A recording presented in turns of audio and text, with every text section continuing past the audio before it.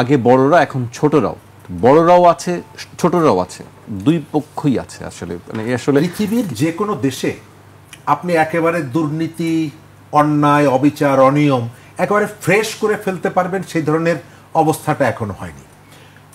ছোট অথবা বড় প্রবলেমটা আছে, কিন্তু সরকারের দায়িত্বটা থাকে সম্মিলিতভাবে আইনি পদ্ধতিতে প্রবলেমটাকে সলভ করা, কমিয়ে আনা। একনল সোপ, দেশের নাম্বার 1 হালাল অ্যান্টিব্যাকটেরিয়াল সোপ, ন্যাচারাল ব্যাকটেরিয়ালাইসিসের সুরক্ষায় ফ্রেশ ও অ্যাক্টিভ সব সময়।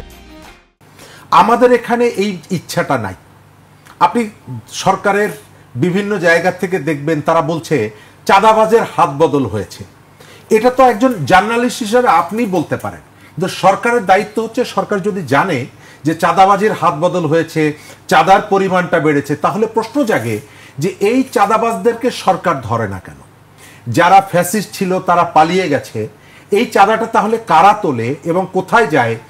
আমরা তখন শুনতাম আসাদুজ্জামান কামালের কাছে কাউরান বাজার থেকে প্রতিদিন এত টাকা যায়। তো এখন কাউরান বাজার থেকে যে চাঁদাটা ওঠে সরকারের কোন কোন উপদেষ্টার কাছে যায় সেটি আমরা জানতে চাই। কোন কোন উপদেষ্টার কাছে যায় এটি আমরা জানতে চাই। কেন জানতে চাই? আগের সরকারের আমলে যদি স্বরাষ্ট্র উপদেষ্টা মন্ত্রীর কাছে যেয়ে থাকে, এখন কারো না কারোর কাছে যায়। সরকার যদি জানে তাহলে সরকার তাদের বিরুদ্ধে ব্যবস্থা নেয় না কেন? আপনি দেখবেন বিএনপিকে অ্যাটাক করে, বিএনপি এইটা করছে সেইটা করছে। বিএনপি যে ছেলেটাকে মহাখালীর ওই যে একটা হোটেলে হামলা করার জন্য বহিষ্কার করলো, তাকে কি পুলিশ ধরেছে? আইন শৃঙ্খলা বাহিনী ধরেছে? বিএনপি কি বলেছে যে তাকে ধরা যাবে না?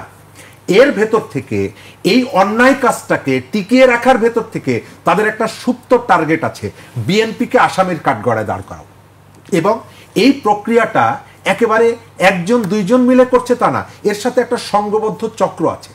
বাংলাদেশের প্রতিষ্ঠানগুলোকে উইক করে ফেলা, দুর্বল করে ফেলা, এর পেছনে যে অসৎ উদ্দেশ্য এটি আমরা অনেক সময় বুঝতে পারি না। আমরা দেখি অমুক ভাই বিদেশে বসে সারাদিন ভারতে গালাগালি করে, ভাই এই তো বিরাট লোক। আপনাকে আমি বলি, বাংলাদেশে যদি সারাদিন অস্থিরতা থাকে, কেনিয়ার যতটুকু লাভ হবে, সৌদি আরবের যতটুকু লাভ হবে, তার থেকে বেশি লাভ হবে ভারতের, মিয়ানমারের। আমার এখানকার সেনাবাহিনী যদি দুর্বল থাকে তাহলে সব থেকে লাভ হবে ভারত অথবা মিয়ানমারের। বাংলাদেশের সেনাবাহিনীর বিরুদ্ধে অনবরত যে প্রচারণা, বাংলাদেশের আমাদের যে হারমোনিগুলো আছে এর বিরুদ্ধে অনবরত যে প্রচারণা, বাংলাদেশকে সবসময় একটা অস্থির অবস্থার মধ্যে। জাতিসংঘের মহাসচিব যেদিন ঢাকা সফর করবে, সেই সফরে পলিটিক্যাল পার্টিগুলোর নেতারা তার সঙ্গে দেখা করবে, তার মধ্যে সিপিবিও আছে। আপনি আগের দিন রাত্রে মব ক্রিয়েট করে বলেন সিপিবি অফিস ভেঙে দিতে হবে। উদ্দেশ্যটা কি? উদ্দেশ্যটা হচ্ছে তাদেরকে জানানো যে বাংলাদেশ একটা অকার্যকর রাষ্ট্র হতে যাচ্ছে। কিন্তু আমরা অনেকেই বুঝতে পারি না, এই যে খেলার পেছনে, পর্দার পেছনে যে একটা অংশ আছে যারা খেলারাম হিসাবে খেলে যেতে চায়, আমরা তাদেরকে চিনতে পারি না। আমি শেষ জায়গাটা, কনক্লুশন এই জায়গাটা করব। বিভিন্ন জায়গায় সরকার বলছে 1 বছর পেরিয়ে গেছে, চাঁদাবাজি বেড়েছে, চাঁদাবাজি কমেনি। বিভিন্ন জায়গায় সরকার শুধুমাত্র, আমরা স্বরাষ্ট্র উপদেষ্টাকে অনেক ভালো একজন মানুষ, একেবারে আলাভোলা টাইপের লোক, যার সাথে দেখা হচ্ছে জিজ্ঞেস করে সকালে কি দিয়া খাইছো।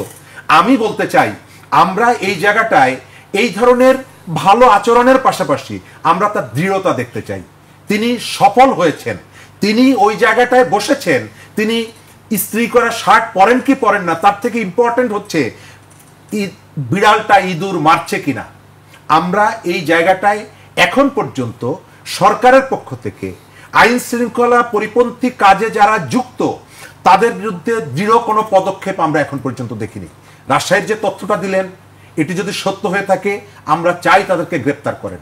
সারা দেশে যারা চাঁদাবাজি করছে তাদেরকে গ্রেপ্তার করেন। আর এই যে শিক্ষার্থীরা যে বিপথে চলে গেছে তাদেরকে ফিরিয়ে আনার জন্য, সুপথে ফিরিয়ে আনার জন্য সরকারের একটা দায়িত্ব আছে। যেহেতু এই সরকার, তাদের বেসিক পাওয়ারের জায়গাটা হচ্ছে শিক্ষার্থীরা, সুতরাং আপনি তাদের মাথায় যেমনি হাতও বুলাবেন, একই সাথে তাদেরকে শাসনও করবেন। আমাদের যে সম্ভাবনাগুলো নষ্ট হয়ে যাক আমরা চাই না। এই যে গণঅভ্যুত্থানের হেলাল ভাই যেটা বলেছেন, পোস্টার বয় যারা, তাদের বিরুদ্ধে চাঁদাবাজির অভিযোগ, তাদেরকে আপনি বেঁধে থানায় নিয়ে যাচ্ছেন, কারাগারে নিয়ে যাচ্ছেন, এটি আমাদেরকে হৃদয়ে রক্তক্ষরণ ঘটায়। আমরা চাই সরকার এই রাজনীতি নিয়ে পলিটিক্স করার যে চেষ্টাটা করছে এখন পর্যন্ত, এখান থেকে বেরিয়ে আসুক, জি, অবশ্যই। জুলাই যাতে ব্যর্থ না হয়। জি।